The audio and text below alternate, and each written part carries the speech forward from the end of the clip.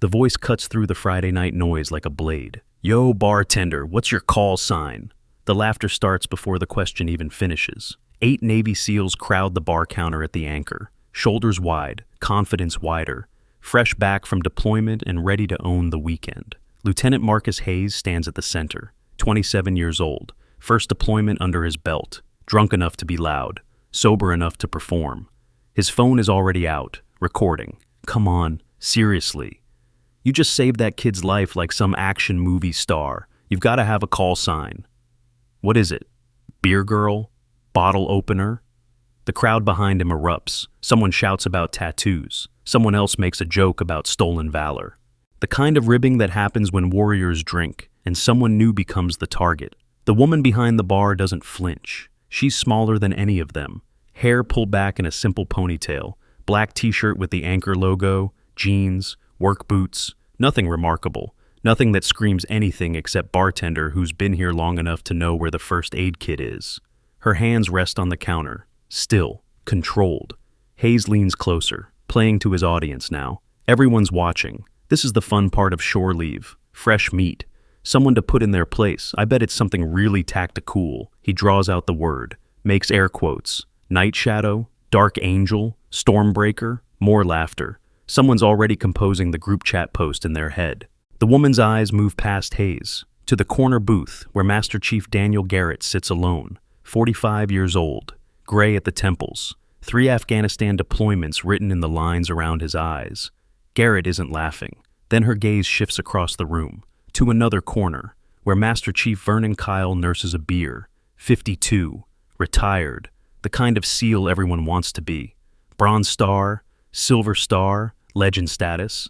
Kyle has gone very still. The woman's voice is quiet when she speaks, each word deliberate, measured, night raven. The bar doesn't go silent immediately, takes 2 heartbeats. Someone laughs, doesn't know why yet. Just reflex. A glass drops, shatters against the floor. The sound echoes like a gunshot. Garrett's beer stops halfway to his mouth. His face drains of color. Hand moves unconsciously to his chest. Reaching for dog tags he hasn't worn outside in 20 years.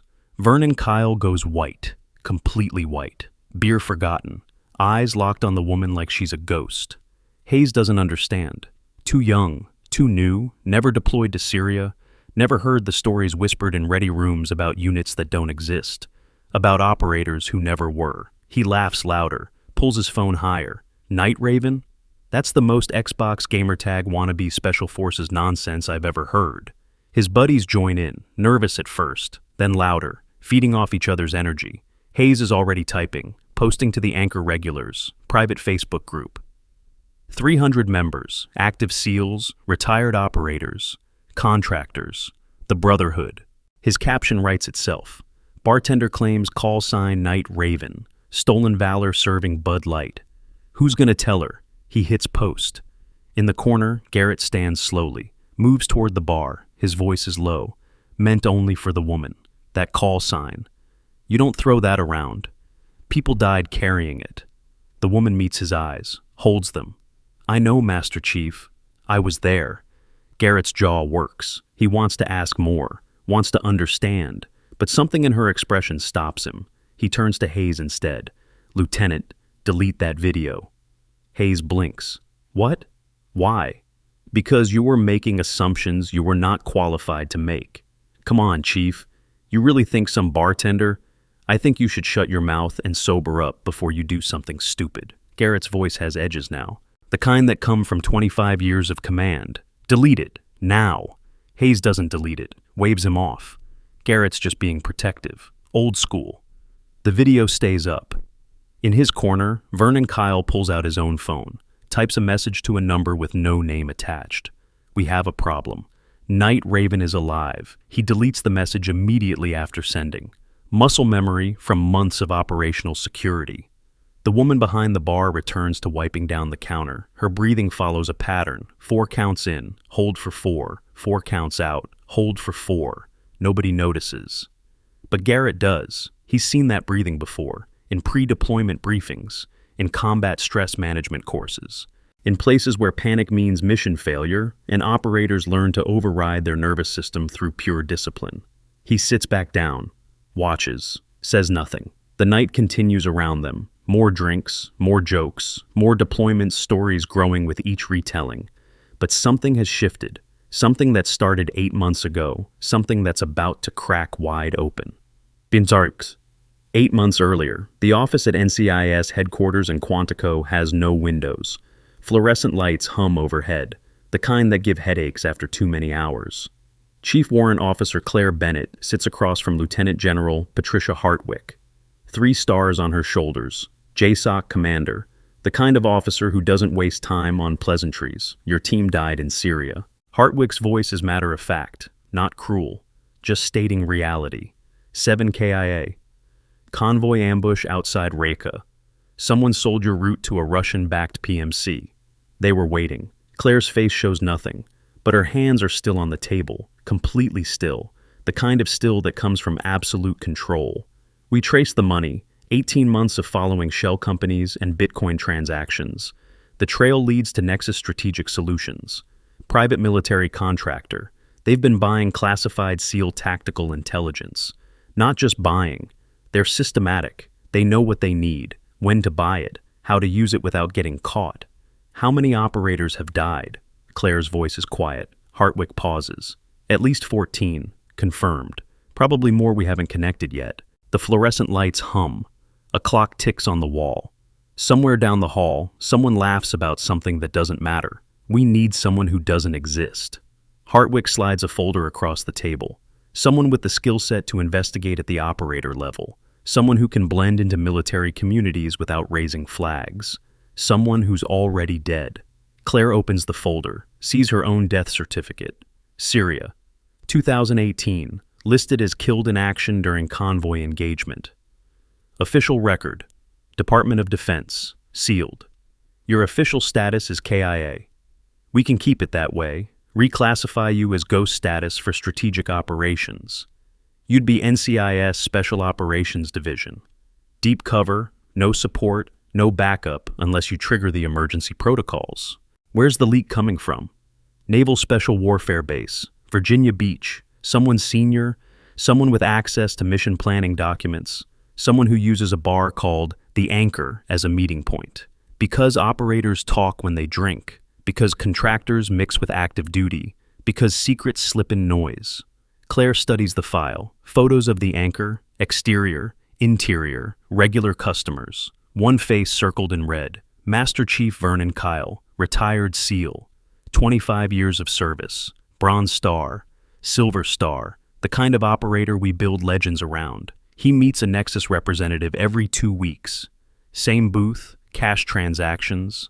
Lifestyle doesn't match his retirement income. He's the primary suspect, he's the courier. But the file access requires admiral-level credentials. Someone higher provided access, either directly involved or catastrophically careless with security. We don't know which yet. What's the mission? Infiltrate, observe, document, build a case that will stand up to court-martial proceedings. Get us everyone in the network. Not just Kyle, everyone. Timeline? However long it takes. Could be months, could be years. You'll be a contractor. Technical consultant. Low profile, invisible. The kind of person nobody notices until it's too late. And if they discover who I really am, then you press the emergency button. We extract. The investigation ends. And whoever killed your team stays free. Claire closes the folder, looks at Hartwick. No hesitation in her voice. When do I start? 3 days. We'll get your cover documentation ready. Contractor badge, base clearance, background that will check out under any scrutiny short of JSOC level verification. You'll work part-time IT support, part-time at the Anchor. Stay close to Kyle, build the pattern, be patient. Hartwick stands, extends her hand. You don't have to do this. You've earned rest. A desk job. Teaching position. Nobody would question it. Claire shakes her hand. Her grip is firm. Final. 7 teammates died because someone sold us out. I'll rest when they're all in prison. Fair enough. Welcome to Operation Sovereign Ghost. The door closes. The fluorescent lights hum. Claire sits alone with a folder full of lies that will become her truth. She opens it again. Studies Vernon Kyle's face. Memorizes every detail. The laugh lines around his eyes. The silver in his beard, the unit insignia tattooed on his forearm, a hero, a legend, a traitor. She'll prove it, however long it takes. Back to the present. The morning after the night Raven video hits the Anchor Regulars group chat. Claire arrives for her shift at 1700 hours. The owner, a retired Navy quartermaster named Dan Morrison, intercepts her before she reaches the bar. His face is uncomfortable, the look of a man who doesn't want to have this conversation but has no choice. Look, he keeps his voice low. I don't know what happened last night, what you said, but people are calling, saying you're claiming to be something you're not, saying you're impersonating military credentials. I can't have that kind of heat. You understand? I understand. Good. Keep your head down. Do your job. Let this blow over. He pauses. You're a good worker. I don't want to lose you, but if this escalates, it won't. He nods. Doesn't believe her. Heads back to his office. Claire moves behind the bar, sets up her station, checks the register, restocks the beer coolers. The routine she's performed for 8 months. The first SEALs arrive at 1800 hours. Different group from last night, but they've seen the video, heard the story. Word travels fast in small communities. One of them orders a whiskey, slides money across the bar, doesn't make eye contact. His buddy laughs. Come on, man. Ask her what her call sign is. Maybe she's Delta Force tonight. The table behind them erupts. Someone's already started a betting pool. How long until she's fired? How long until she admits it was a joke? How long until someone reports her for stolen valor? Claire pours the drink, sets it down, takes the money, says nothing. The shift drags on. More customers, more sideways glances, more whispered comments just loud enough to be heard. Someone orders a shot, calls it a Night Raven special, the cheapest well vodka. The table roars with laughter. Claire serves it. Her face shows nothing, but her hands grip the bottle a specific way. 3 fingers on the base, thumb and index supporting the edge. Not how bartenders hold bottles. How operators hold equipment under stress. When dropping it means mission failure, nobody notices, except Master Chief Garrett, back in his usual corner, watching, always watching. At 2200 hours, the bar starts to thin out. Claire wipes down the counter, clears glasses, the mechanical rhythm of closing routine. Her phone buzzes, text from a number that shows up as technical support on her screen. Generic, forgettable. Actually her NCIS handler. Status, she types back. 1 word, compromised. The response comes immediately. Extract, she pauses, looks around the bar, at Vernon Kyle in his corner, at the contractors who come in every Tuesday and Thursday, at the patterns she's been documenting for 8 months. Not yet. You burned cover. Protocol says extract. Protocol doesn't get intel. 1 more week. The phone doesn't buzz again. Her handler has made their position clear. She's made hers. The mission continues. Claire finishes closing. Walks out into the Virginia Beach night. Salt air and humidity. The ocean 2 blocks away. The base 2 miles beyond that. Her apartment is small. 1 bedroom, contractor housing, generic furniture, nothing personal, nothing that suggests 8 months of residency, except the laptop on the desk, and the encrypted external drive hidden in a hollowed-out book on the shelf. She boots up the laptop, opens the files she's not supposed to have, the ones she's built from 8 months of observation, of listening, of correlating patterns nobody else sees. Vernon Kyle's meeting schedule, every 2 weeks, same day, same time, same booth at the Anchor. Meets a man named Richard Torres, Nexus Strategic Solutions senior recruiter. They talk for exactly 37 minutes. Kyle leaves first. Torres stays for 1 more drink, pays cash. 48 to 72 hours after each meeting, classified SEAL mission files are accessed from base systems. The access comes from credentials belonging to Rear Admiral Thomas Cartwright, Deputy Commander Naval Special Warfare. 1 week after file access, SEAL teams deploy into operations that shouldn't have been compromised, but they are. Ambushes waiting. Enemy forces in positions they shouldn't know about. Casualties that were preventable.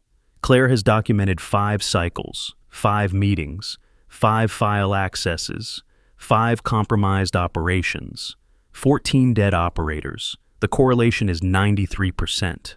Statistically impossible to explain as coincidence. But correlation isn't proof, not the kind that stands up in court-martial. She needs more, needs the smoking gun, needs to catch them in the act. She closes the laptop, lies on the bed, doesn't sleep, just breathes in that 4-count rhythm, the one they taught her during Hell Week, during SEER training, during the classified exercises where they break you down to see what remains when everything else is stripped away. 4 in, hold, 4 out, hold. Her phone buzzes, different number this time, unknown. She almost doesn't answer, then does. Silence on the other end, not empty silence, the kind with breathing, with presence.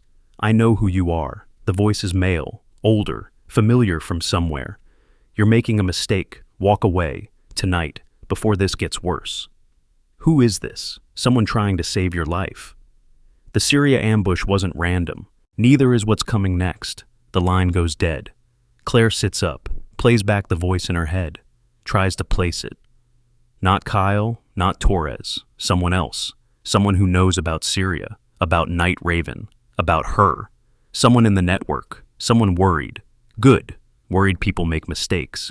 She doesn't sleep that night, doesn't try, just watches the window, watching for movement, for surveillance, for whatever comes next. Nothing comes, just the salt air, the distant sound of waves, the hum of a city that never fully sleeps.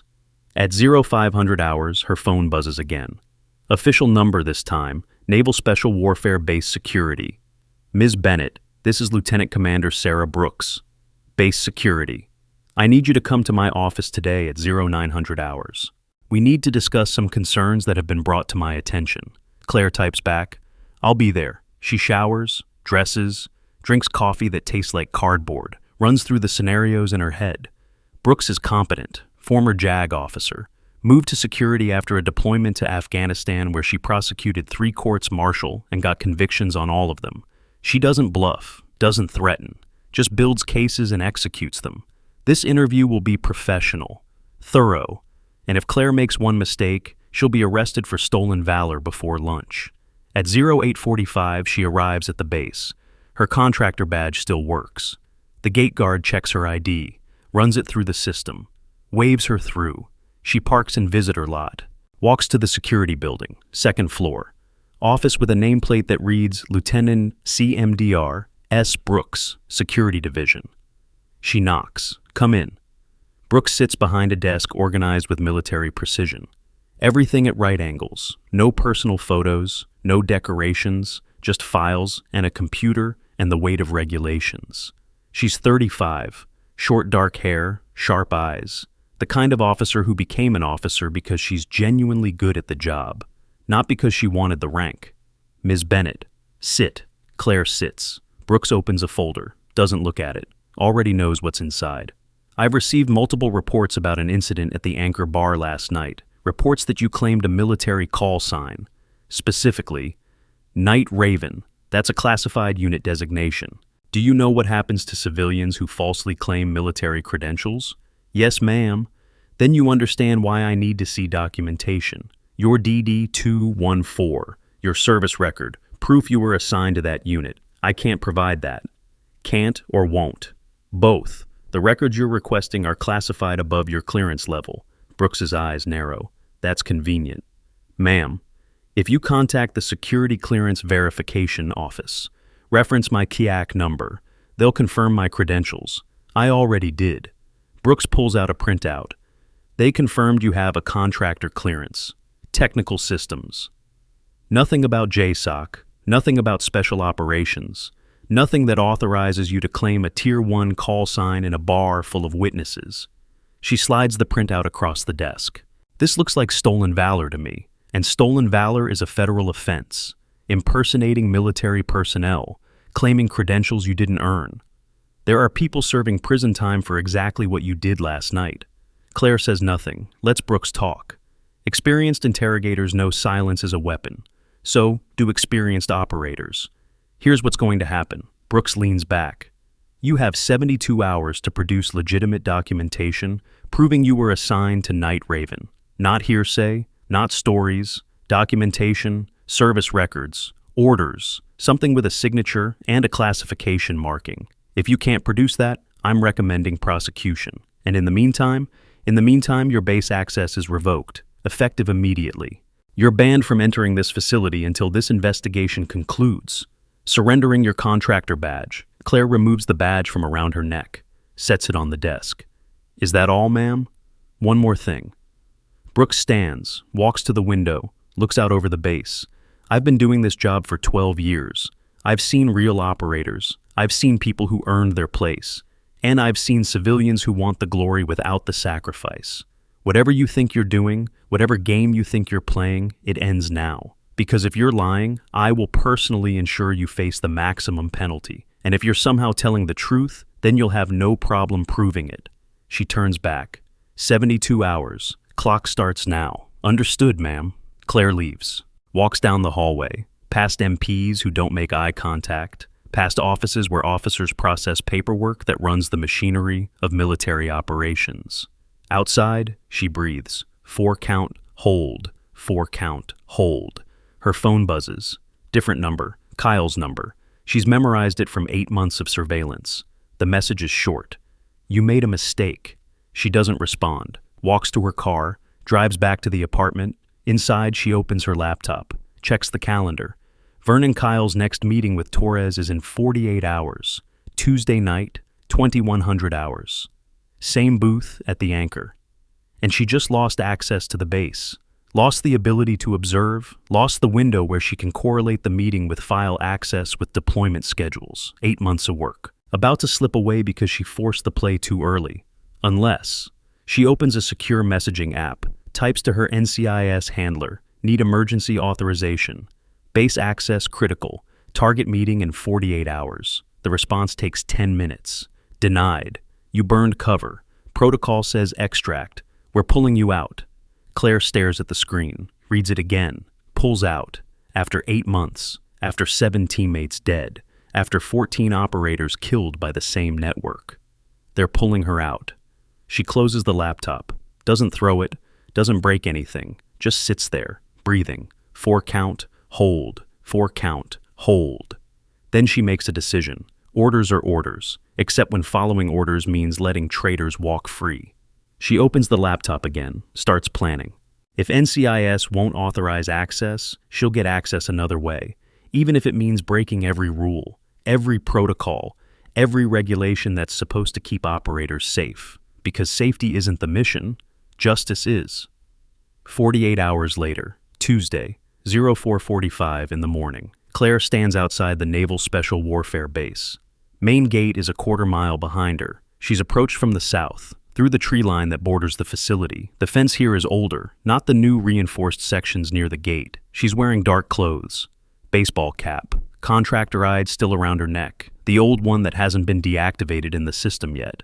Sometimes bureaucracy moves slow, sometimes that's useful. Her tablet is in a backpack, along with a portable hard drive, and tools that contractors legitimately carry, but can also be used for things contractors aren't supposed to do. She reaches the fence.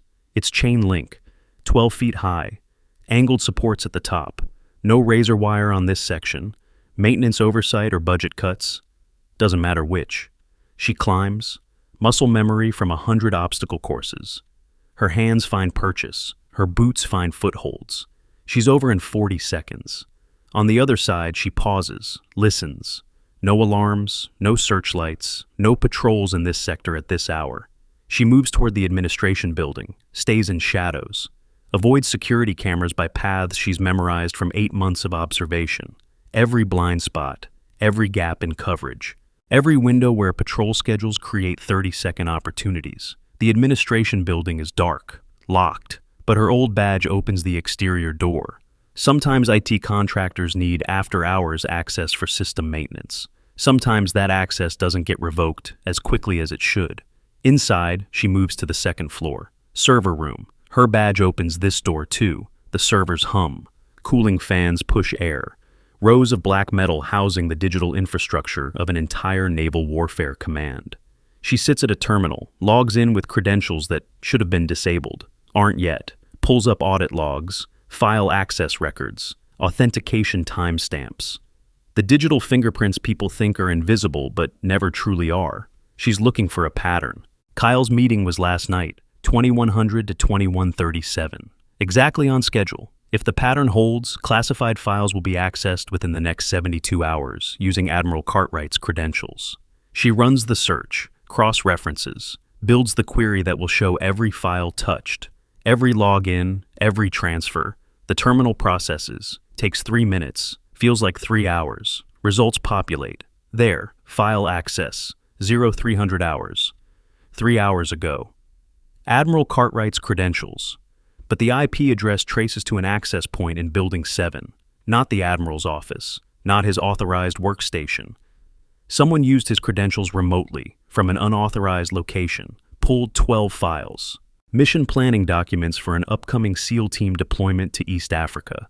She photographs the screen with her tablet, encrypted storage, chain of custody, evidence that will hold up in court proceedings. She's pulling the second set of logs when the door opens behind her. What are you doing? She doesn't jump, doesn't spin around, just turns slowly, hands visible, non-threatening. Chief Warrant Officer Klein stands in the doorway, 45 years old. Systems administrator, maintenance bag over his shoulder, suspicion written across his face like an accusation. System diagnostics. At 0500 hours, without authorization, my clearance allows basic system access for maintenance purposes. Your clearance was revoked 48 hours ago. Klein steps closer, sets down his bag. Doesn't reach for his radio yet, but his hand hovers near it. And you're not authorized for security audits. You're reviewing access logs at a classification level you shouldn't be able to see. There's a security breach. Someone's accessing classified files using stolen credentials. That's not your job to investigate. That's security division. That's NCIS. Not a contractor who's supposed to be banned from this facility. He peers at her screen. His expression shifts. He sees what she's found, understands the implications. You need to log off.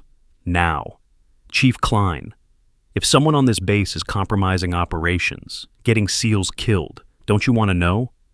What I want is for contractors to stay in their lane.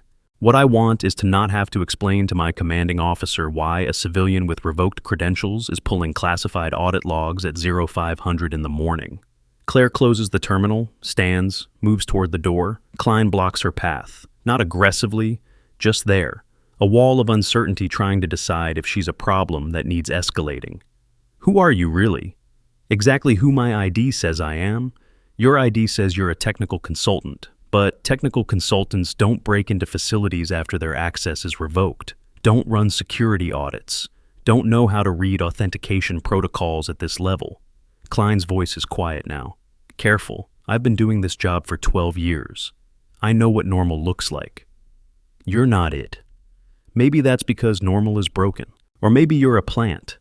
Industrial espionage happens more than people think. Contractors get hired by competitors, by foreign intelligence, by people who want exactly what you're looking for. His hand moves to his radio. I should have you arrested right now. You should, but you won't. Why not? Because some part of you knows something's wrong here. You've felt it. Small things that don't add up. Access patterns that seem off. Orders that don't quite make sense. She holds his gaze. You're good at your job, Chief. Good enough to notice the discrepancies. Not quite senior enough to do anything about them. Klein's jaw works. His hand tightens on the radio. Then he keys it. Base security. This is Chief Klein. I have an unauthorized individual in the server room. Administration building. Second floor. Need immediate response. The radio crackles back. Copy. Team en route. 2 minutes. Claire doesn't run, doesn't argue, just stands there, breathing in that steady 4-count rhythm. Klein watches her, confused by her lack of panic, by the calm acceptance. You're not even trying to leave. Where would I go? She gestures at the door. You've already called it in. Running would just confirm guilt. So, you're just going to wait here, get arrested? I'm going to let the system work. Let security investigate. Let the evidence speak for itself. What evidence? The evidence that someone is stealing classified information from this base, that operators are dying because of it, that the people who should be investigating are either complicit or incompetent. She pauses. You'll see it eventually, when you start asking the right questions. Boots in the hallway, multiple sets, moving fast. The door opens. 4 MPs, body armor, sidearms, the full intimidation package.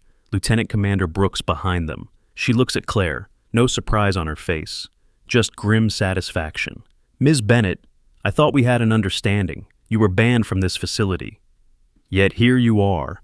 72 hours isn't up yet. You couldn't wait? I found evidence of a security breach. Someone accessed classified files 3 hours ago using stolen credentials. Convenient timing. Brooks nods to the MPs. Detain her. Ma'am? Claire keeps her voice level. Someone is using Admiral Cartwright's authentication to pull SEAL mission files. The access came from Building 7. Not his office. The IP logs will show. The IP logs will show that you accessed files you're not authorized to see, that you broke into a secure facility, that you're either committing espionage or you're delusional about your own importance. Brooks steps closer. Hands behind your back. An MP produces zip ties, not handcuffs. Zip ties send a different message. You're not military. You're not even worth the medal. Claire complies, feels the plastic tighten around her wrists, not enough to cut circulation, but secure enough to prevent any sudden movement. Do you have any weapons or contraband? No. We're searching you anyway. Of course. The pat-down is professional, quick.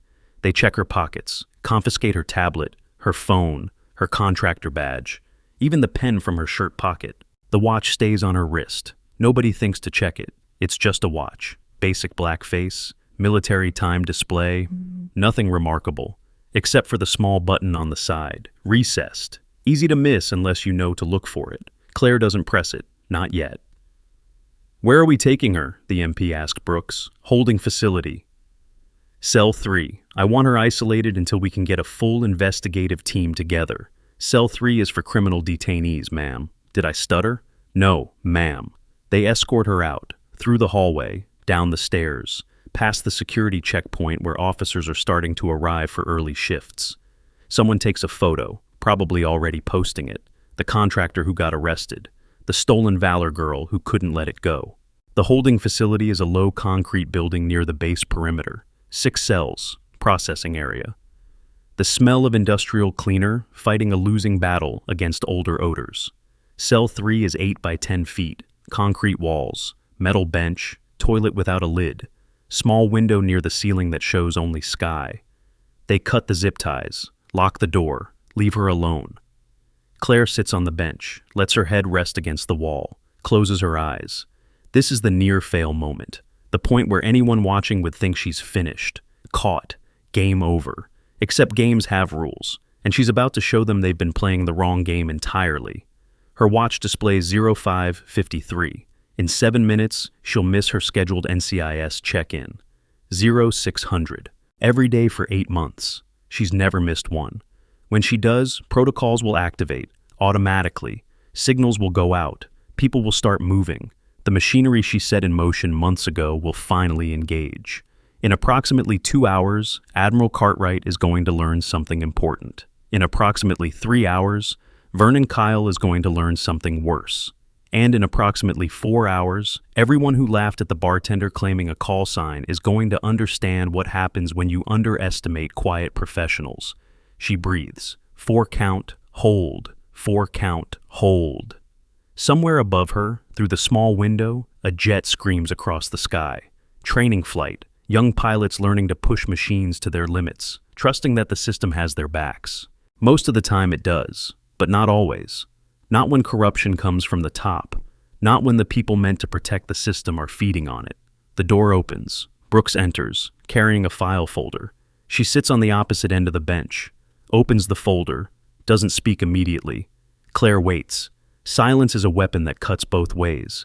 I need to ask you some questions, Brooks finally says. Am I being charged with something? That depends on your answers. What were you doing in the server room? System diagnostics. Why at 0500? Light traffic. Better performance data. You accessed user authentication logs. That's not system diagnostics. According to Chief Klein, you were specifically targeting files related to Admiral Cartwright's office. I was reviewing anomalous access patterns. Those patterns happen to originate from that office. You didn't think to report this through proper channels?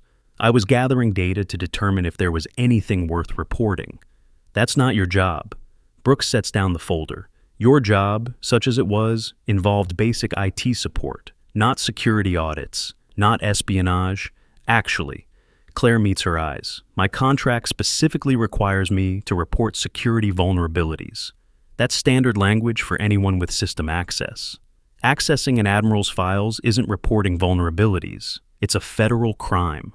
I didn't access his files. I reviewed access logs showing someone using his credentials to access classified data at 0300 this morning. That's a security breach. Not my breach. Someone else's. Brooks pauses. Explain. Someone logged in remotely using Admiral Cartwright's authentication, pulled 12 files, mission planning documents for upcoming SEAL deployments. The access came from Building 7, during hours when that building should be empty and secured. You're saying someone hacked his account? I'm saying someone used his credentials. Whether it was him or someone else, I can't determine from access logs alone. But the pattern exists, and it's getting people killed. Brooks stares at her. This is more complicated than she wanted. Simple cases of contractor overreach are easy. File the paperwork, process the arrest, move on. This is something else. I'll need to verify this. Of course. Brooks stands, looks at her for a long moment. Who are you really? Still just a technical consultant, Commander? Right. Brooks doesn't believe her, but she's also not stupid enough to ignore potential security breaches just because they come from an inconvenient source. Stay here. Not planning on going anywhere. The door locks again. Claire is alone. 0615. She missed the check-in. Protocols are active now. Somewhere in Quantico, somewhere in Fort Meade, somewhere in the Pentagon. Alert systems are flagging. Duty officers are being notified. Chains of command are being activated. The watch on her wrist feels heavier. The button's still unpressed. Emergency extraction. 1 press, 3 seconds. Helicopter scramble, full JSOC response. But that ends the mission. Burns 8 months of work. Lets Kyle and Cartwright, and whoever else is involved, disappear into the bureaucracy. Not yet. Not unless there's no other choice. She waits. Breathes. Counts time in 4-count rhythms. The base wakes around her. Morning formations. Chow hall opening. The organized chaos of a military installation starting its day. At 0800, the door opens again. Not Brooks this time. Master Chief Daniel Garrett. He closes the door behind him, stands there, arms crossed. Gray eyes studying her with the intensity of someone who's spent 43 years learning to read people. I looked into Night Raven. His voice is careful, measured, called some old contacts, people who would know. Claire says nothing, lets him talk. That unit existed. JSOC Tier 1, Counterterrorism, Direct Action, Syria. 2012 to 2018. 8 operators.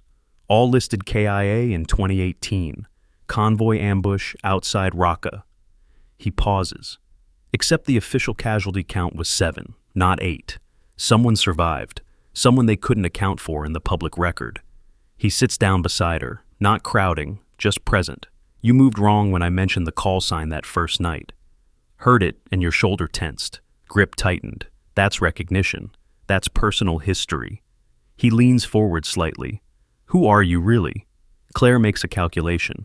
8 months of observing this man, watching him watch others, seeing how he handles problems, how he treats junior sailors, how he navigates the politics of command. He's one of the good ones, rare, valuable. And right now, she needs an ally more than she needs perfect operational security. I'm the one who survived. Her voice is quiet. The convoy ambush, 7 KIA. I was number 8.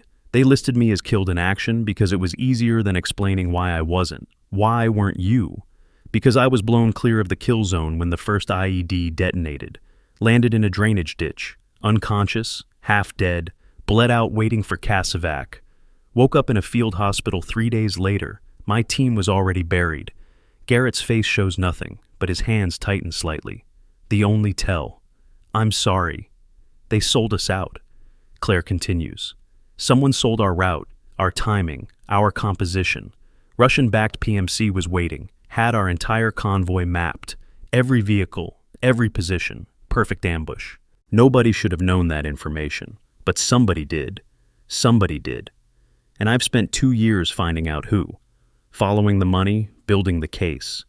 The trail led here, Virginia Beach, Naval Special Warfare, someone senior, someone using Vernon Kyle as the courier. Kyle, Garrett's voice sharpens. I've known Vernon for 20 years, served 2 deployments with him. He's a hero. Bronze Star, Silver Star, the kind of SEAL we build legends around. I know. Claire meets his eyes. That's what makes it perfect. Nobody suspects the hero. Nobody questions the legend. He walks into the anchor twice a month, sits in the same booth, meets the same Nexus Strategic Solutions recruiter, talks for exactly 37 minutes, then leaves. That doesn't prove anything. Kyle works for Nexus now. Recruiting. It's legitimate employment. 48 to 72 hours after each meeting, classified SEAL mission files are accessed from base systems. 1 week after access, operators die in ambushes. I've documented 5 cycles, 5 meetings, 5 compromised operations, 14 dead SEALs. Garrett is silent, processing. His jaw works. You're telling me Vernon is selling intelligence that's getting our people killed. I'm telling you the pattern exists. The correlation is 93%, statistically impossible to explain as coincidence. But you don't have proof. Not the kind that stands up in court-martial, not yet. Which is why I was pulling those audit logs. I need to catch them in the act. Need the smoking gun. Need evidence that will survive defense attorneys and classified information procedures and every other obstacle between observation and conviction. She gestures at the cell around them. But I'm in here, and Kyle's meeting happened last night, and whoever used Admiral Cartwright's credentials 3 hours ago is still walking free, and the next group of SEALs to deploy with compromised intelligence are going to die. Garrett stands, paces the small cell. His boots echo against concrete. Why didn't you report this through normal channels? Because the credentials being used belong to an admiral, and the person who authorized my investigation is a general who specifically positioned me to catch Kyle while staying protected himself. The network goes higher than anyone wants to believe. How high? High enough that normal channels can't be trusted. High enough that I'm operating under ghost status, listed as KIA. Doesn't exist on paper, because if they know who I am, they'll kill me before I can testify. Garrett stops pacing, looks at her. What do you need? Claire considers, calculates risk, weighs options. Kyle's next meeting is 2 weeks out, but the file access already happened. Admiral Cartwright's credentials were used 3 hours ago to pull East Africa deployment plans. If I can get those logs, if I can prove the correlation in real time, if I can show that the accessed files match the deployment that's about to be compromised, then I have enough to move. You need base access. I need someone Brooks trusts to vouch for me. Someone with enough credibility to override her detention order temporarily. Someone who can buy me 6 hours to get what I need. That's asking a lot. Garrett's voice is careful. My career, my reputation. If you're wrong, if this is fabricated, then I'll be dishonorably discharged and prosecuted for espionage. And 7 operators I served with will still be dead for nothing. Garrett stares at her for a long moment, reading her face, her posture, the way she holds herself even zip-tied in a detention cell. All right, but we do this my way. No cowboy moves. We observe, we document, we hand it to proper authorities. Understood? Yes, Master Chief. And if this goes sideways, if you're playing me, I will personally ensure you face maximum penalties. I wouldn't expect anything less. He moves to the door, knocks, waits for the MP to open it. Before he leaves, he turns back. Night Raven. That's not just a call sign, that's a promise. The bird that hunts at night, silent, patient, sees what others miss. Claire nods. Don't make me regret trusting you. I won't. The door closes. She's alone again. 0943. Protocols have been active for almost 4 hours now. Somewhere, chains of command are being activated.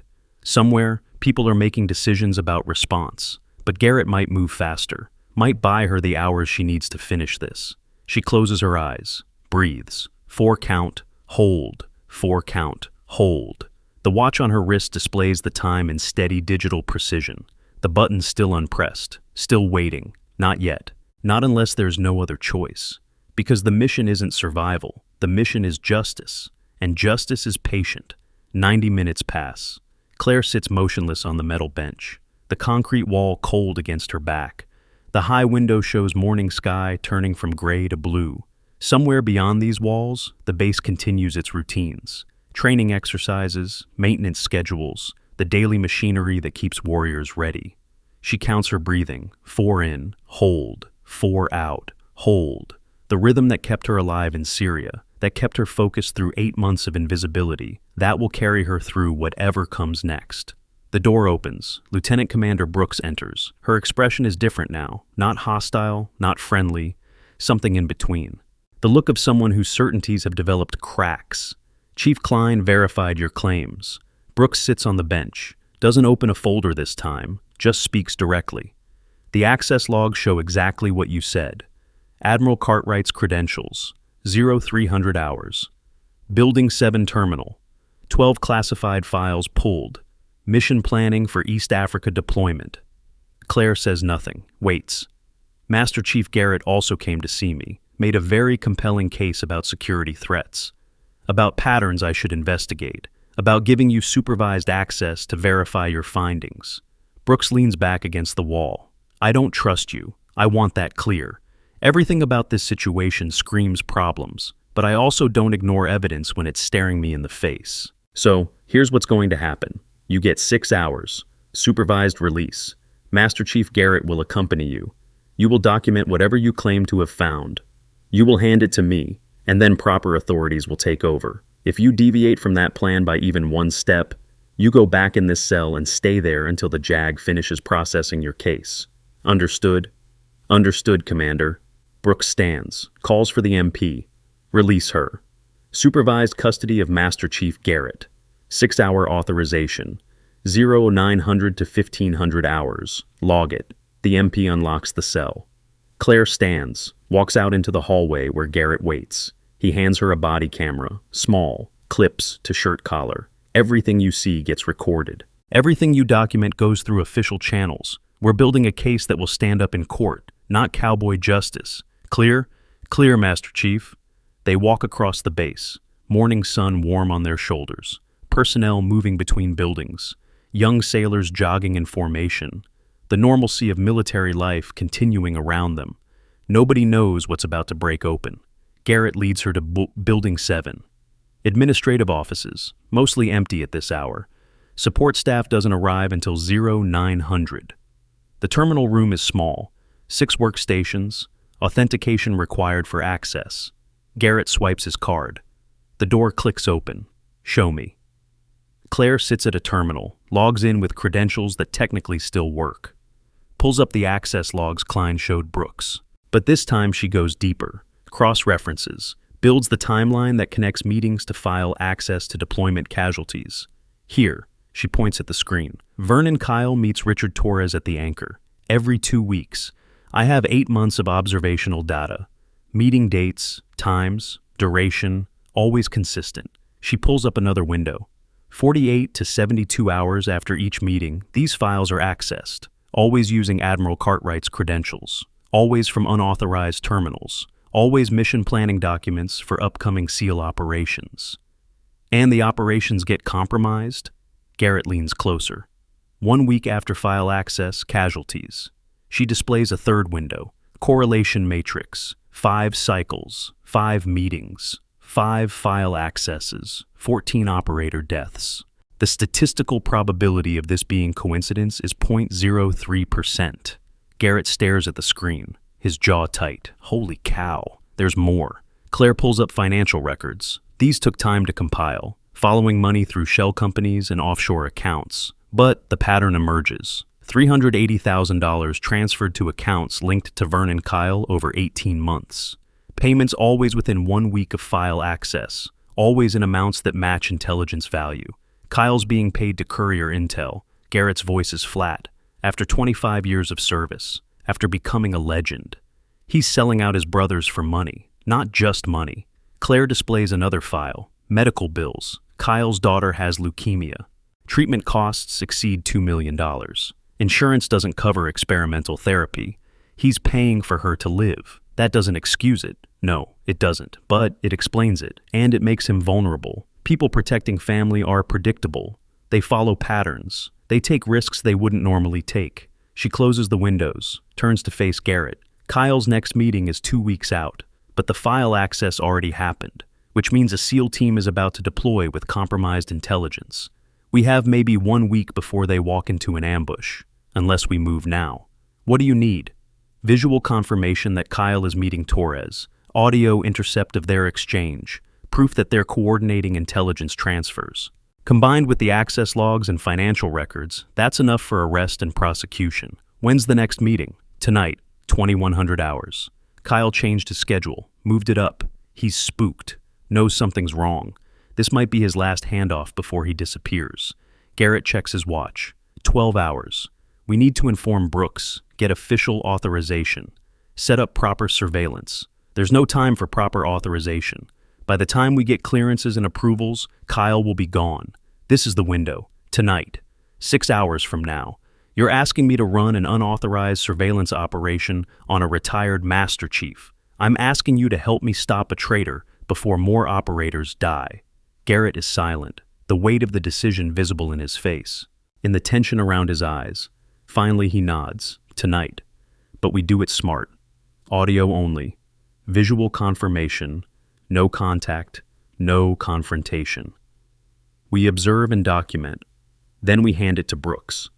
Let her make the arrests. Understood? Understood. They leave Building 7, walk back toward the security office. The base around them busy with mid-morning routines. Nobody paying attention to two people having a quiet conversation. As they approach the security building, Claire sees him, Lieutenant Marcus Hayes, walking across the courtyard, heading toward the administration building. He spots them. Recognition flashes across his face. The detained contractor, the one from the video, walking free with Master Chief Garrett. Something's wrong with that picture. Hayes changes direction, moves toward them, his face showing confusion, suspicion, the kind of junior officer certainty that comes from believing regulations are absolute. Master Chief, his voice is formal. Can I have a word? Not now, Lieutenant. Sir, I need to understand why the detained contractor is walking around base. Commander Brooks issued a restriction order. This individual isn't supposed to be here. She's under my supervision. Official authorization. 6 hours. Hayes looks at Claire, at Garrett, at the body camera clipped to her collar. Something's going on. Something Brooks should know about. He pulls out his radio. Garrett reaches for it. Doesn't grab. Just a gesture. The kind that says, think very carefully about your next move. Lieutenant, you're about to make a decision. I need you to trust that I know what I'm doing. Sir, with respect, this person was arrested for unauthorized access to classified systems, for claiming credentials she doesn't have, and now she's walking around with recording equipment. I can't just ignore that. What if she does have those credentials? What if everything you think you know is wrong? Hayes pauses, the radio halfway to his mouth. Sir, not everything is what it seems. Not everyone is who they appear to be, and sometimes the people you think don't belong are the only ones who can fix what's broken. Hayes stares at him, processing, trying to reconcile his certainty with Garrett's words. Then he keys the radio. Base security. Lieutenant Hayes, I have eyes on the detained contractor, Claire Bennett, moving unauthorized with Master Chief Garrett toward the administration building, requesting clarification on detention status. The response comes immediately. Brooks's voice, sharp, all units, detain both individuals, Master Chief Garrett and Claire Bennett. Immediately, no exceptions. Garrett closes his eyes, breathes out slowly. Lieutenant, you just made a choice. I hope you can live with it. Sir, I was following regulations. That's what we're trained to do. Regulations aren't always right. Sometimes they protect the wrong people. You'll understand that eventually. Probably too late, but eventually. MPs arrive, 4 of them, moving fast, professional, hands near sidearms but not drawn.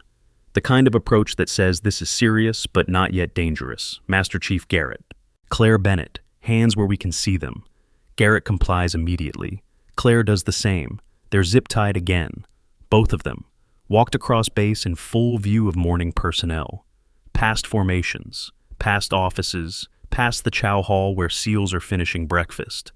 Someone takes another photo. The story growing with each retelling. The contractor who wouldn't quit.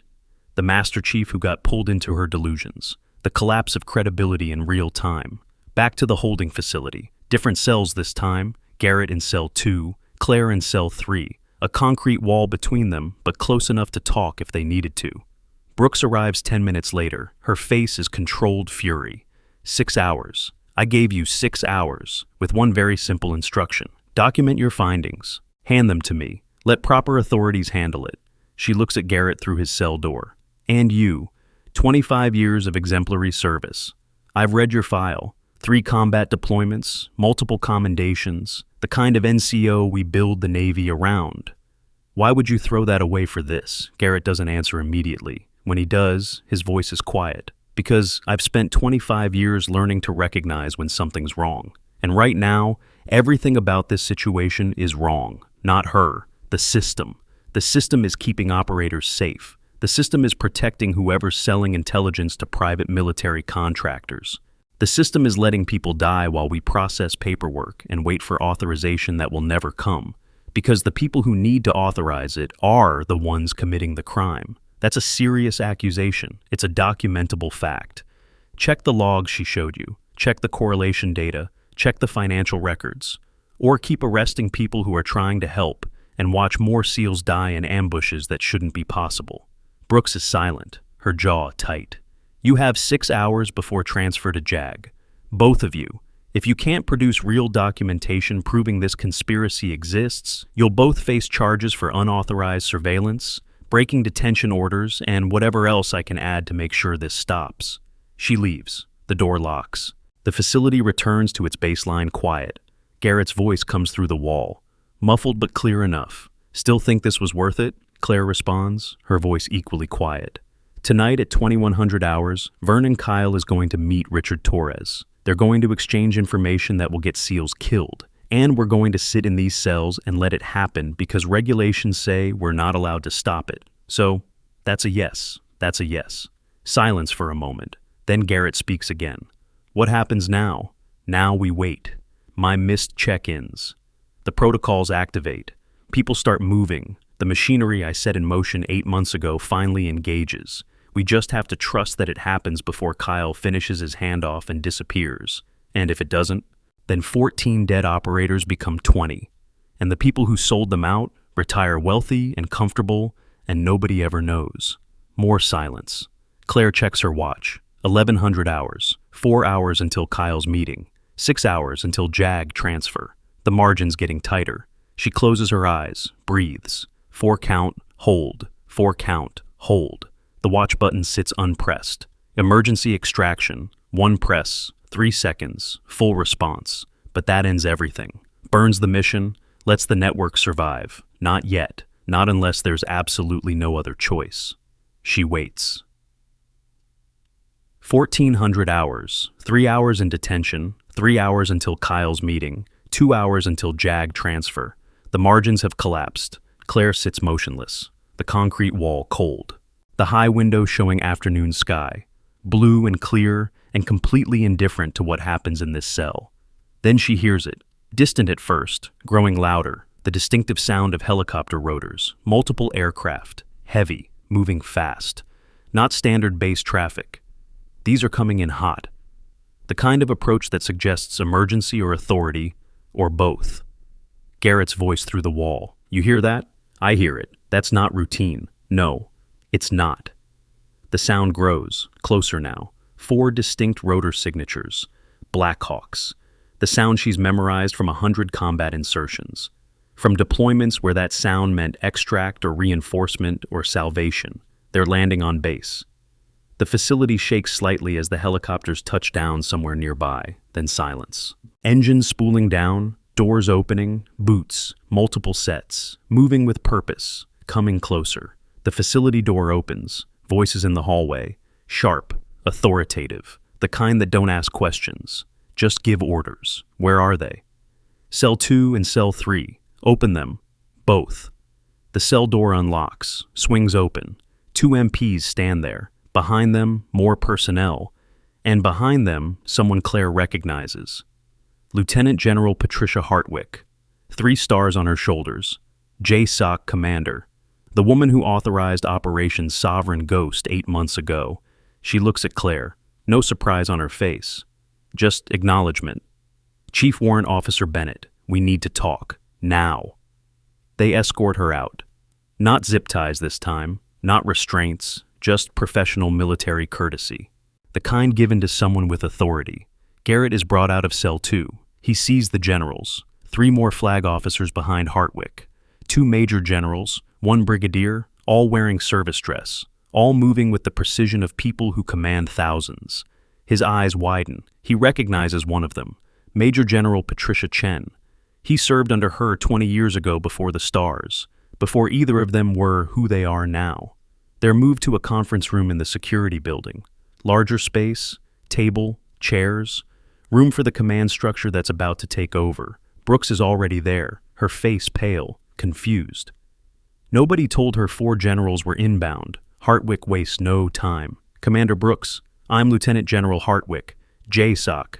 This individual, she gestures at Claire, is Chief Warrant Officer Claire Bennett, Naval Criminal Investigative Service, Special Operations Division. She's been operating under deep cover for 8 months, investigating intelligence leaks at this facility. Brooks stammers. Ma'am, her credentials showed contractor status. There was nothing suggesting her credentials showed exactly what they were supposed to show. That's how deep cover works. We don't advertise. We don't coordinate with local security. We insert assets and let them operate. When they miss check-ins, we respond, which is why we're here. Hartwick turns to Claire. Status report. Everything. Now. Claire stands, moves to the conference room display screen, pulls up her tablet, the one the MPs confiscated. The one Hartwick's team just returned. Ma'am, I have 8 months of documented evidence showing systematic theft of classified SEAL intelligence. Primary subject is Master Chief Vernon Kyle, retired, currently employed by Nexus Strategic Solutions. He's been acting as courier, meeting with their recruiter every 2 weeks. Intelligence transferred within 72 hours. Payments totaling $380,000 over 18 months. She displays the correlation data. Meeting schedules matched against file access, matched against deployment casualties. 5 cycles documented. 14 operator fatalities. Statistical correlation, 93%. Probability of coincidence is effectively 0. One of the major generals steps forward, 2 stars. Chest full of combat ribbons. You said primary subject, implying others. Yes, sir. The file access requires admiral-level credentials.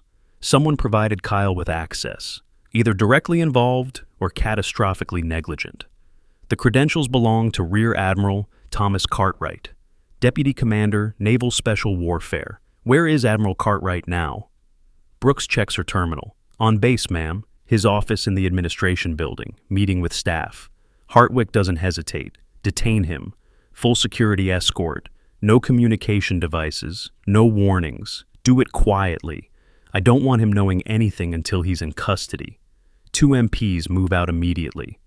And Kyle? Hartwick asks. Last confirmed location was the Anchor Bar last night, 2100 hours. Met with Richard Torres, Nexus Strategic Solutions recruiter. Meeting duration, 37 minutes, consistent with previous pattern. He's scheduled for another meeting tonight, but I believe he's spooked. He knows something's wrong. This might be his last handoff before disappearing. Then we find him before he goes to ground. Hartwick looks at one of her aides. Get NCIS field office on the line. I want surveillance on Kyle's residence, his vehicle, known associates. If he moves, I want to know about it. The aide moves to a corner, starts making calls. Claire pulls up another data file, her expression controlled, but something cold in her eyes. Ma'am, there's one more layer, someone above Admiral Cartwright, someone who authorized Operation Sovereign Ghost, someone who specifically recommended using me for this investigation. Hartwick goes very still, her face unreadable. Explain. Vice Admiral James Thornton. He was oversight authority for my deep cover mission. Suggested using me because my KIA status made me untraceable. But when I cross-reference timelines, she displays new data. Admiral Thornton accessed the intelligence briefing for my Syria convoy. 2 hours before we deployed, he modified the route, changed threat assessment, made it look like updated intelligence. The conference room temperature drops 20 degrees. Major General Chen speaks, her voice quiet. Dangerous. He tried to kill you. Yes, ma'am. And when that failed, he positioned me to investigate Cartwright and Kyle while keeping himself protected in oversight role. He's been running this network from the beginning, using his position to facilitate access. using his authority to prevent investigation, using operators as pawns in an intelligence market. Hartwick's jaw tightens, the only visible sign of fury. Where is Thornton now? Claire checks her tablet. Left Fort Bragg 40 minutes before my 0600 check-in. Timing suggests he was warned. Someone in the JSOC chain gave him advance notice that protocols were activating. Hartwick turns to her aide. Get me Fort Bragg security. I want Thornton's last known location. Traffic cameras, base access logs, flight manifests, everything. And issue a federal warrant. Espionage, attempted murder of federal agent, conspiracy, whatever will stick. The aide nods, moves back to the phone. Garrett has been standing quietly, processing, trying to understand how everything he thought he knew has been wrong. Ma'am? His voice is careful. If I may. Claire's findings are solid. I've reviewed the data myself. But we're running out of time. Kyle's meeting is in. He checks his watch, 7 hours. If he completes that handoff, we lose the chance to catch them in the act, lose the audio evidence, lose the visual confirmation. Hartwick looks at him, really looks, reading his face, his bearing, the 25 years of service written in his posture. Master Chief Garrett, you risked your career vouching for her. Why? Because she's right, ma'am. I've known Vernon Kyle for 20 years, served with him, trusted him. And if she's right, if he's really been selling intelligence, then I need to see it with my own eyes. Need to know the truth. Hartwick nods slowly. Fair enough. Then you'll observe tonight's operation. Both of you. She looks at Claire. You've spent 8 months building this case. You've earned the right to see it through. But this is now an official NCIS operation. My people run it, my protocols, my authority. If you deviate by even one step, I will have you both arrested for real. Understood? Understood, ma'am? Good. Now brief me on Kyle's patterns. Meeting location, duration, what he does before, what he does after. I want to know everything. 20:45 hours, 15 minutes before Kyle's scheduled meeting. The anchor bar looks the same as it does every night. Crowded, loud, SEALs and contractors and retired operators mixing in the comfortable chaos of shore leave drinking. But tonight is different. Tonight the watchers are watching. NCIS surveillance team in a van 2 blocks away. Audio receivers, directional microphones, cameras with lenses that can read a license plate from half a mile. Claire sits in the back of the van, headset on, watching feeds from 3 different angles. Garrett beside her, Hartwick standing behind them. The full weight of JSOC authority packed into a space designed for 4 people. Target entering from the north. The surveillance tech's voice is clinical, precise, male, 52 years old. Matches description of Vernon Kyle. Claire watches the screen, sees Kyle walk through the door. Same confident stride, same easy smile, the legend everyone wants to be. He scans the room. Professional, casual, doesn't look like surveillance, just looks like an operator checking his environment. He moves to the booth. The same one, corner position. Back to the wall. Clear line of sight to all entrances. Audio active. The tech adjusts controls. We have clear signal. The speakers crackle, bar noise, conversations, music from the jukebox, then Kyle's voice. Whiskey, neat. The bartender, a different person than Claire, someone who doesn't know what's happening. Doesn't know they're serving a traitor. 10 minutes pass. Kyle nurses his drink, checks his phone twice. Casual, not nervous, but Claire can see the tells, the way his eyes track the door, the way his hand stays close to his jacket pocket. He's armed. Garrett sees it too. Concealed carry. Left side. Probably a compact 9mm. We knew he would be. Claire's voice is quiet. He's paranoid. Knows something's wrong. This might be his last meeting before he runs. Second target entering. The tech's voice cuts through. Male, 40 years old. Matches description of Richard Torres. Torres moves through the crowd. Suit, tie, contractor, professional. Nothing remarkable except the briefcase. Thin, leather, the kind that holds documents. Not weapons, not money, just paper. He slides into the booth across from Kyle. No handshake, no greeting, just sits. Audio enhancement active. The bar noise fades. The speakers isolate the booth, and suddenly Claire can hear everything. You're early. Kyle's voice. Careful. Things are moving faster than expected. Need to accelerate timeline. Torres's voice is smoother, educated. The kind of person who sells death in conference rooms and never sees the blood. How fast? 48 hours. Our clients are preparing operations in East Africa. They need current disposition, force strength, embedded assets, the full picture. That's rushing it. Files were only accessed this morning. Takes time to sanitize, to package properly. You'll be compensated accordingly. Torres slides something across the table. Envelope, thin, probably cash, or account numbers, something physical, something that doesn't leave digital trails. Kyle picks it up, doesn't open it, just weighs it in his hand. This is the last one. After this, I'm out. Medical bills are covered. Treatment's working. I'm done. We'll see. No. Kyle's voice hardens. I'm done. I've given you 18 months. Given you enough to retire on, but I'm not spending the rest of my life looking over my shoulder. Not for any amount of money. Torres leans back, studies him. You don't get to just walk away. You know too much. You're too valuable. And you've made commitments, contracts, the kind that don't expire just because you're feeling guilty. Watch me. The briefcase opens. Torres pulls out a tablet, turns it so Kyle can see. These are your accounts. Every payment, every transfer, every dollar we've paid you over 18 months. All documented, time stamped, linked directly to intelligence leaks that got, he checks the screen, 14 American operators killed. If this goes public, you don't retire. You go to Fort Leavenworth for the rest of your life. Kyle's face doesn't change, but his hand moves closer to his jacket. That's leverage, but it's also mutual destruction. You release that, I release everything I know about your network.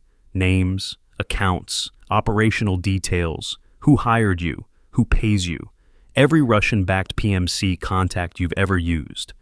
We both go down. Perhaps. Torres closes the tablet. Or perhaps we just make you disappear. Save ourselves the complication. You could try. Won't be as easy as you think.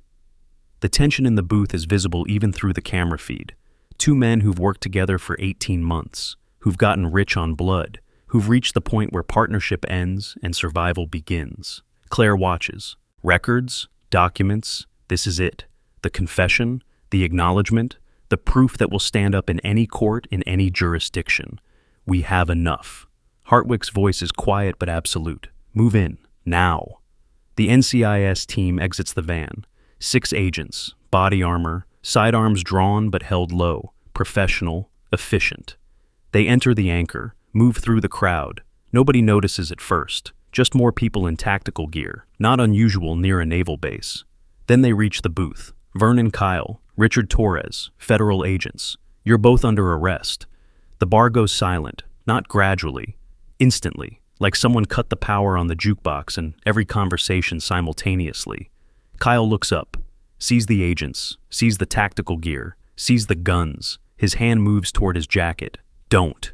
The lead agent's voice is sharp. Hands on the table. Both of you. Now. Kyle freezes, calculates, then slowly moves his hands to the table, palms down. Visible, non-threatening. Torres does the same, his face showing confusion, fear, the realization that 18 months of careful planning just collapsed in 30 seconds. The agents move in, professional, precise, weapons secured, restraints applied, rights read in voices that have done this 100 times before. Vernon Kyle, you're under arrest for espionage, conspiracy, violations of Uniform Code of Military Justice, Article 106A. You have the right to remain silent. The bar watches. SEALs and contractors and retired operators. Watching one of their legends get walked out in handcuffs. Watching the hero become the villain. Watching everything they thought they knew prove wrong. Someone pulls out a phone, starts recording. The video that will go viral, that will be shared in group chats and forums and social media. The fall of Vernon Kyle. Documented. Permanent. Unavoidable. In the surveillance van, Claire watches the screen. Her face shows nothing, but her hands grip the armrests, knuckles white. 7 teammates. 18 months. 8 months deep cover. It's over. Finally over. Garrett reaches over, touches her shoulder. Brief, gentle. The kind of gesture that says, I understand without needing words. Good work. Hartwick's voice. Both of you.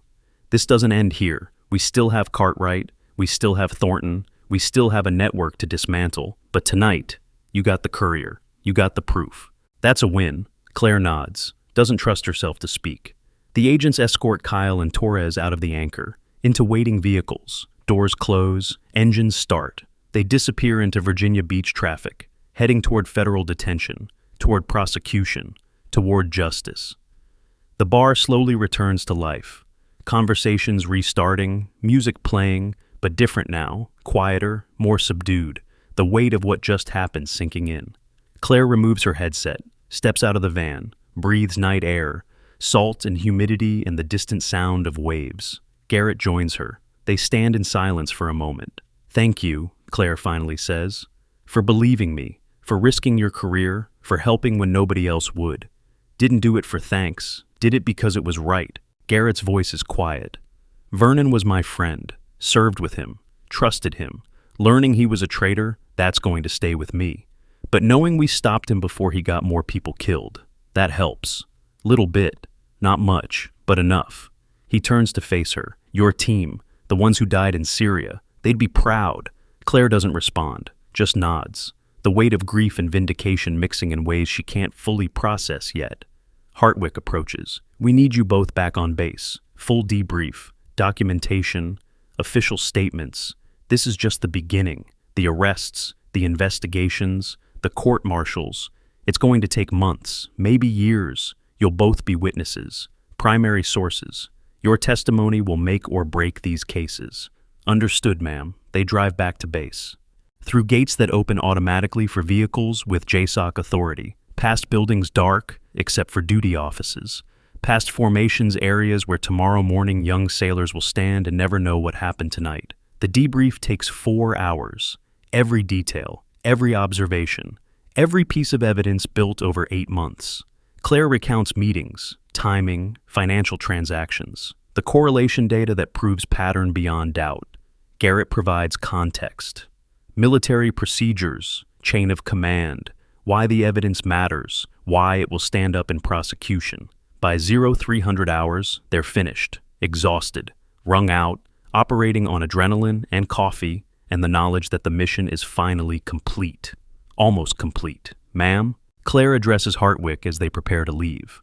"Admiral Cartwright, what's his status?" "In custody. Detained 6 hours ago. He's being held in the base brig. No contact with outside, no communication. We've seized his computers, his phones, his office files, everything. And has he said anything? He's claiming innocence.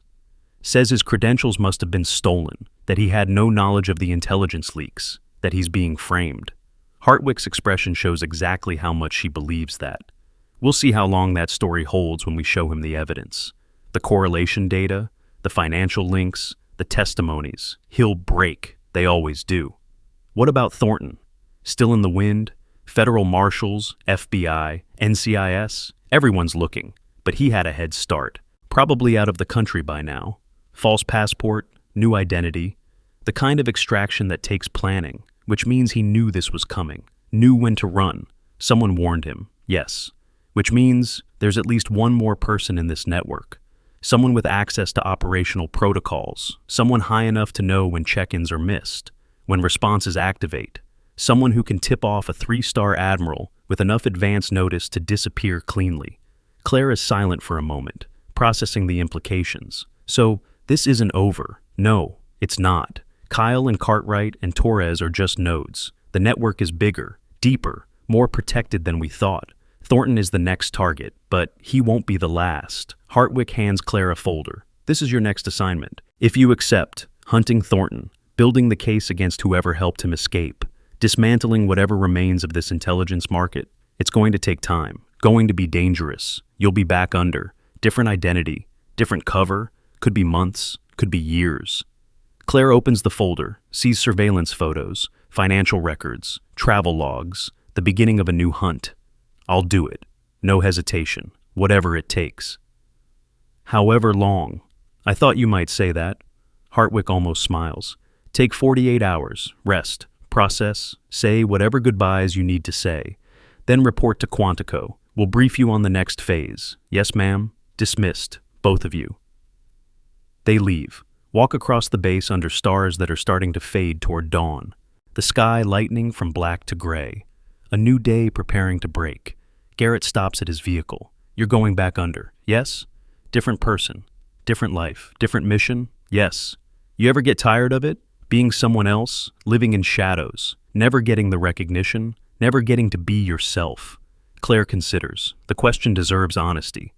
My team died because someone sold us out. Until everyone involved is in prison, I don't get to be tired, don't get to rest, don't get to be myself. That's the price. I knew it when I accepted the mission. Still know it now. That's dedication or obsession. Maybe both, maybe both. Garrett extends his hand. If you're ever back this way, if you ever need anything, you know where to find me. Claire shakes it. His grip is firm, final. Thank you, Master Chief, for everything. Thank you, Chief Warrant Officer, for getting the bastard who betrayed us all. He drives away, taillights disappearing into the pre-dawn darkness. Claire walks to her own vehicle, drives to the contractor apartment, the place she's lived for 8 months, the place that's about to stop existing. Inside, she starts packing, methodically, efficiently, the habit of someone who's moved a dozen times, who's learned not to accumulate anything that can't fit in 2 bags. Her laptop, the encrypted drive, clothes, nothing personal, nothing that says who she really is. The sun rises, orange and pink over Virginia Beach, beautiful, peaceful, completely indifferent to the night's events. Her phone buzzes, text from Dan Morrison, the bar owner. Heard what happened. With Kyle, with everything. Don't know the full story. Probably never will. But wanted to say thanks. For whatever you did. For whoever you really are. She doesn't respond. Just deletes the message. Another buzz. Different number. Lieutenant Marcus Hayes. Ma'am. I don't know how to say this, but I'm sorry. For the video. For the posts. For not believing you. For making everything harder. I've requested to delete everything, posted clarifications, explained what I can without violating security. It's not enough. Will never be enough. But I wanted you to know, I was wrong about everything. Claire stares at the message, considers responding, decides against it. Some lessons need to hurt, need to be remembered, need to change behavior through pain rather than forgiveness. She deletes that message too. By 0900 hours, she's packed, ready. The apartment stripped back to generic contractor housing. Nothing left that says Claire Bennett was ever here. She drives to the Anchor one last time, parks across the street, watches through the window. Morrison is opening, setting up. The routine of running a bar that serves warriors. That provides space for them to decompress, to connect, to be human between deployments. Inside, someone's already cleaning the booth, the one where Kyle sat, where 18 months of treason ended in arrest and handcuffs and justice. Claire doesn't go in, doesn't say goodbye, just watches for 5 minutes, committing it to memory. The place where she spent 8 months being invisible, being dismissed, being exactly what the mission required. Then she drives away, toward Quantico, toward the next mission, toward whatever identity she'll become next. The miles pass, highway stretching north, Virginia countryside rolling past in shades of green and brown. Her phone buzzes one more time. Unknown number. She almost doesn't check it, then does. A message, no text, just an image attachment. She opens it. The photograph is grainy, low resolution, like it was taken from distance and then enlarged. It shows a compound, Middle Eastern architecture, coordinates visible in the corner, date stamp, 2 years ago. Syria. Her convoy route marked in red, the path they took, the kill zone they entered, every vehicle position mapped with precision that shouldn't be possible unless someone was watching, and in the corner of the frame, barely visible on a rooftop 400 meters away. A figure, too distant to identify, holding something, could be a radio, could be a phone, could be a detonator. Someone was there, someone watched her convoy drive into that ambush, someone documented it, photographed it, sent the proof 2 years later.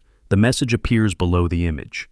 Tower 4 sends regards. Claire pulls over, parks on the shoulder, stares at the screen.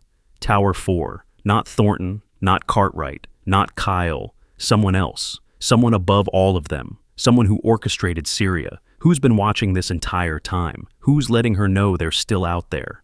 She saves the image to encrypted storage, evidence for tomorrow, for the next hunt, for the mission that just expanded from dismantling a network to hunting whoever built it. She pulls back onto the highway, drives north, the compound image burned into her memory.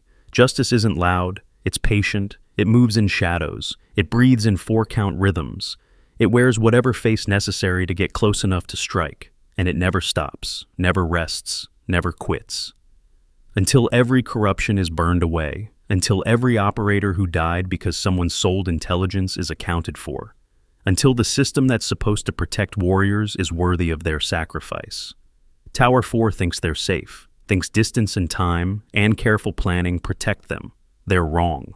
Claire Bennett is patient, thorough, and she never stops hunting. Tomorrow brings new identities, new missions, new shadows to hunt, new ghosts to become. But tonight, truth. Incomplete truth. Partial truth. But truth nonetheless. Vernon Kyle in federal custody. Richard Torres facing espionage charges. Admiral Cartwright arrested. 14 families with answers. 7 teammates closer to justice. It's not enough. Won't ever be enough. But it's progress. The highway stretches ahead. Miles to go. Always miles to go. She drives toward whatever comes next, toward Quantico, toward the briefing that will send her back under, toward the hunt that continues, because that's what operators do. They complete the mission, whatever it takes, however long it takes. And Claire's mission won't end until Tower 4 is identified, arrested, prosecuted, until the person who photographed her team dying is held accountable. Until then, she hunts. The sun climbs higher, morning becoming afternoon, the world continuing around her, unaware, indifferent, safe because people like her operate in shadows. Her phone buzzes. Official number, Hartwick. Report to Quantico by 1800 hours. Briefing at 1900. Bring everything, she types back. Understood. One more message comes through. Different sender. General Patricia Chen. The Major General Garrett served under 20 years ago. Master Chief Garrett told me about you, about what you did, about what you've sacrificed. I don't have the clearance to know the full story, probably never will, but I wanted you to know, the operators you saved, the families who have answers, the system you protected by exposing corruption. That matters. You matter. Don't forget that in whatever comes next. Claire reads it twice, saves it. The first acknowledgement from someone who understands, who knows what it costs. She doesn't respond. Just drives. The miles pass. Virginia becoming Maryland. Highways and suburbs and the sprawl of metropolitan Washington coming into view. By 1730 hours, she's at Quantico. Through gates, past checkpoints, into the secure facility where NCIS runs operations most people never hear about. Hartwick meets her in a conference room. Alone this time, no generals, no staff, just 2 operators talking. You saw the Tower 4 message. Yes, ma'am. That's not Thornton. That's someone else. Someone who's been operating longer, who has more resources, who's more protected. Hunting them is going to make the last 8 months look easy. I understand. Do you? Because this one might take years. Might require you to go places we can't officially send you. Might put you in situations where extraction isn't possible, where one mistake means you disappear and nobody ever finds you. I understand, ma'am. I'm ready. Hartwick studies her, reads her face, her posture, the absolute certainty. Your team. The 7 who died. You're doing this for them. I'm doing this for every operator who trusted the system, who believed their intelligence was secure, who died because someone made profit more important than lives. For my team. For the 14 who died after. For whoever comes next if we don't stop this. Fair enough. Hartwick slides a folder across the table. This is everything we have on Tower 4. It's not much. Financial shadows, communication intercepts, third-hand intelligence. But it's a start. Your job is to turn shadows into targets, turn targets into arrests, however long it takes. Claire opens the folder, begins reading, building the mental map, connecting patterns. This is going to consume you. Hartwick's voice is quiet. Take everything you have, everything you are. You won't have time for relationships, for family, for anything except the mission. You'll be alone, undercover, operating without backup in places where nobody knows your real name, where nobody will come save you if things go wrong. I know. And you're still choosing this. Yes, ma'am. Why? Because someone has to. Because operators deserve better than dying in ambushes that shouldn't exist. Because the system only works if people are willing to fix it when it breaks. And right now, I'm the one who can fix this particular break. Hartwick nods slowly. Then let's get started. Briefing in 30 minutes. Full mission parameters, new identity, deployment timeline. After that, you have 48 hours before insertion. Use them wisely. Say whatever goodbyes you need, because once you go under, you won't surface until the mission's complete. Understood, ma'am. One more thing. Hartwick stands, moves to the window, looks out over the training grounds where agents run through tactical scenarios. When this is over, when Tower 4 is in custody, when the network is dismantled, you're taking a desk job, teaching position, somewhere safe, somewhere you can process, somewhere you can be yourself again. That's not a request, that's an order. Understood? Yes, ma'am. Good. Dismissed until briefing. Claire leaves, walks through corridors, past offices where analysts process intelligence, past training rooms where agents learn to operate in shadows. She finds an empty conference room, sits, opens her laptop, pulls up the encrypted files she's built over 8 months. Vernon Kyle, arrested. Facing life imprisonment. Admiral Cartwright, arrested. Court-martial pending. Richard Torres, federal custody. Cooperating for reduced sentence. Vice Admiral Thornton, fugitive, international warrant, Tower 4, unknown. Active, the scoreboard, incomplete, but progress. She closes the laptop, breathes. 4 count, hold. 4 count, hold. Her phone buzzes, personal email, and an address she hasn't used in 2 years, from before Syria, from before the ambush that changed everything. She opens it. The sender is anonymous, encrypted, routed through servers that hide origin. The message is short. Your team didn't die for nothing. You're making their sacrifice mean something.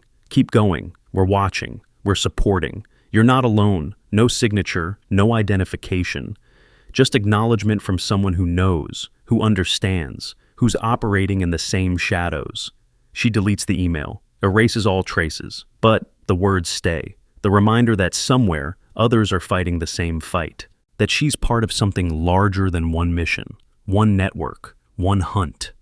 At 1850 hours, she returns to the briefing room, Hartwick waiting, along with 3 other people she doesn't recognize. Analysts, case officers, the support structure for deep cover operations.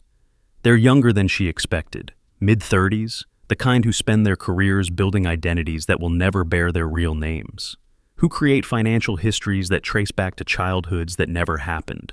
Who forge documents that governments will verify because the forgeries are better than the originals. One of them slides a folder across the table. Her new identity, complete life history, birth certificate, school records, employment history, tax returns. Every detail that makes a person real in the eyes of systems designed to verify reality. The briefing takes 2 hours. New identity, financial background, technical skills, cover story, deployment location, target environment. She memorizes everything. The apartment address she's never lived in, the job she's never worked, the friends she's never met but whose names she knows, the favorite restaurant she'll claim to love, the childhood memory she'll reference when building rapport, lies that become truth through repetition and commitment. They show her photographs, streets, buildings, faces, the environment where she'll operate, where she'll become someone else so completely that Claire Bennett will cease to exist except as a ghost in classified files that almost no one can access. Everything she needs to become someone else, to disappear into a new life, to hunt shadows that don't want to be found. One of the analysts speaks. Her voice is careful, clinical. This target environment is higher risk than your last assignment, less military structure, more civilian population. The people you'll be investigating have resources we don't fully understand. Private security, counter-surveillance capabilities. If they identify you, extraction may not be possible. Claire nods, says nothing. She understood the risks when she accepted the folder. By 2100 hours, it's over. The next phase mapped. The mission parameters clear, they stand, shake hands, professional, efficient. No unnecessary sentiment. These people build lies for a living. They know better than to invest emotion in operators who might not come back. She has 48 hours. She spends the first 24 sleeping, real sleep. Not the light tactical awareness of deployment, not the constant vigilance of deep cover, just sleep, the kind that lets the body recover, that lets the mind process.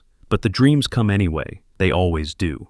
Syria, the convoy, the moment before the first IED detonated, her team alive, laughing at something someone said, radio chatter, the mundane details of operators moving through hostile territory, the kind of routine that kills when routine becomes predictable, then the flash, the percussion, the world tilting sideways as the blast wave picks her up and throws her like a child's toy, the smell of burning metal and something worse, the sound of her own breathing inside her helmet, the ringing in her ears that drowns out everything except the knowledge that something has gone catastrophically wrong. She wakes at 0600, sweating, heart rate elevated, muscle memory reaching for a weapon that isn't there.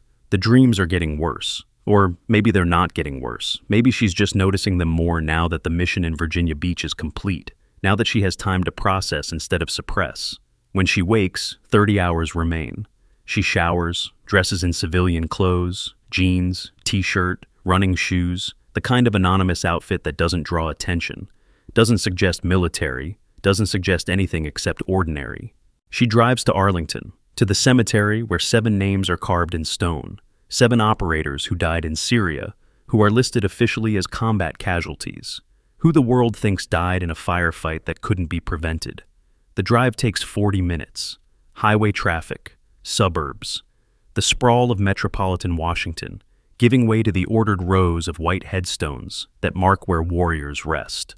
She's been here before, twice, once for the funeral, once 6 months later when the grief finally cracked through the operational detachment and she needed to see the names carved permanent in stone.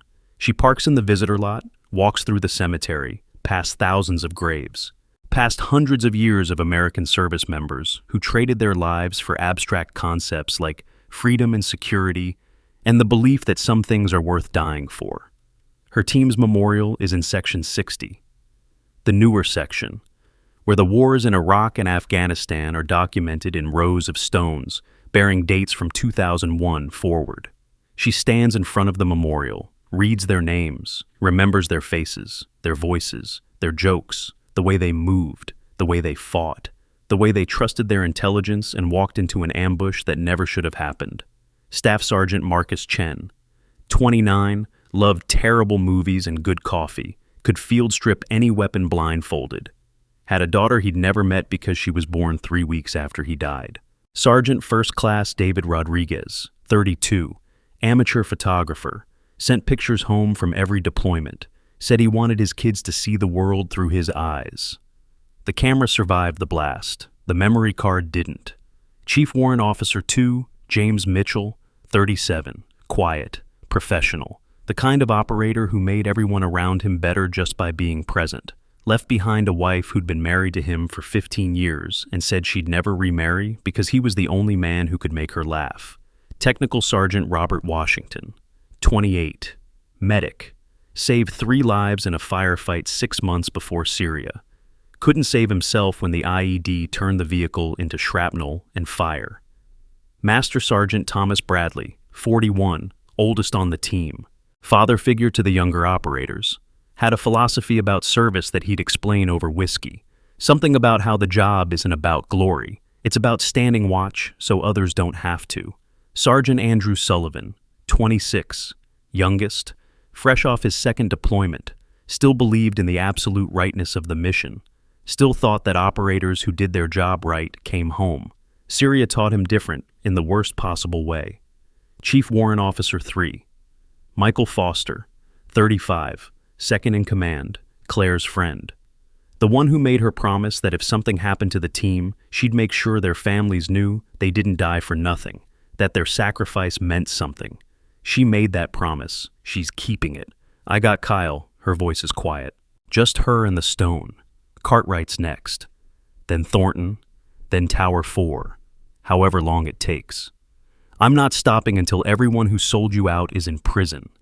The wind blows. Trees rustle, birds sing, life continuing around her, indifferent to promises made to the dead. An older couple walks past, visiting their own grave, their own loss. They nod to her, understanding without words. The cemetery is full of people carrying grief that never quite heals. She stays for an hour, then leaves, drives back toward Quantico. The 48 hours winding down. The drive back is quieter, traffic lighter, the sun setting behind her, painting the sky in shades of orange and purple that would be beautiful if she had the bandwidth to appreciate beauty. She doesn't, hasn't for 2 years, since Syria turned her life into a mission and her identity into whatever the job requires. Her phone buzzes, final message before deployment, Hartwick. Transport leaves at 0600, be ready. She types back, ready. She parks at the secure housing unit, walks to her temporary quarters. The apartment that's been home for 3 days. That will stop being home in 9 hours when she boards the C-130 and becomes someone else. She doesn't pack.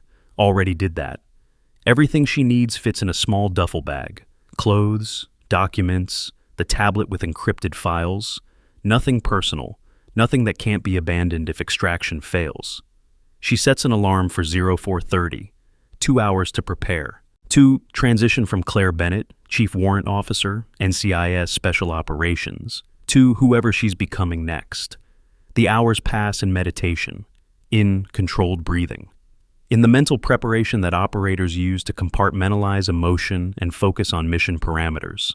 At 0530, she's at the airfield, small, secure, the kind where aircraft come and go without flight plans or passenger manifests.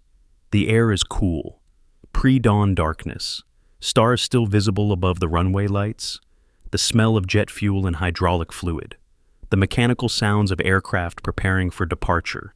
A C-130 waits, engines warming, ramp down, interior dark except for red light. It's an older model, probably been flying since before she was born. Cargo configured, web seating along the sides. No amenities, no comfort, just transport from one classified location to another. The crew chief nods to her, doesn't ask questions, doesn't need to.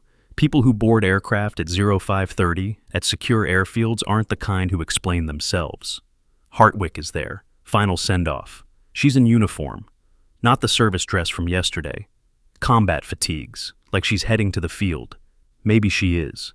JSOC commanders don't sit behind desks when operations are active. You have everything you need? Yes, ma'am. Remember, you're not just hunting Tower 4, you're dismantling an entire intelligence market. The contractors who buy, the officials who sell, the middlemen who facilitate, all of it, root and branch, until nothing remains. Understood. And Chief Warrant Officer. Hartwick's voice softened slightly. Stay alive. That's more important than the mission. You can't get justice if you're dead. Claire meets her eyes, sees something there. Concern maybe, or respect, or the weight of command that comes from sending people into situations where survival isn't guaranteed. I'll do my best, ma'am. That's all I can ask. Hartwick extends her hand. Claire shakes it. Firm. Final. The kind of handshake that acknowledges what's unspoken. That this might be the last time they see each other. That deep cover operations don't always end with operators coming home. Claire boards the aircraft, finds a seat, straps in. The webbing is uncomfortable, designed for function, not comfort. She's sat in worse. Has flown missions in helicopters where they stacked gear on top of personnel because payload capacity mattered more than operator comfort. The ramp closes, hydraulics whining. The interior going dark except for the red lights that preserve night vision. The engines increase, from idle to taxi power. The C-130 begins to move. She feels the aircraft accelerate, the rumble of wheels on runway, the moment of transition when the nose lifts and the wheels leave the ground and gravity stops being absolute. Through the small window, she watches Quantico disappear, the facility, the training grounds, the cemetery where 7 names wait, all of it falling away as the aircraft climbs. The sun rises over the horizon, first light painting the clouds below in gold and pink, beautiful, indifferent. The world continuing its rotation, regardless of the missions being flown above it. The mission continues, different target, different location, different identity, but the same purpose, the same promise, the same absolute certainty that justice will come, however long it takes. She closes her eyes, breathes, 4 count, hold, 4 count, hold, the rhythm that's kept her alive, that's kept her focused, that will carry her through whatever comes next, through the new identity, through the hunt, through the moment when Tower 4 finally realizes they're being watched by someone who never stops, who never quits, who made a promise to 7 dead operators and intends to keep it. The C-130 carries her toward whatever comes next, toward new shadows, new hunts, new ghosts to become. Somewhere, Tower 4 operates, unaware, believing distance and time and careful planning provide protection. They're wrong. Claire Bennett is patient, thorough, and she never stops hunting. Justice isn't loud, it's patient, and tomorrow she hunts. These stories end here, but the journey continues. Many new episodes are waiting for you. And if you enjoy, please take a moment to like, subscribe to our EV Story channel, and turn on the bell. See you in the next story.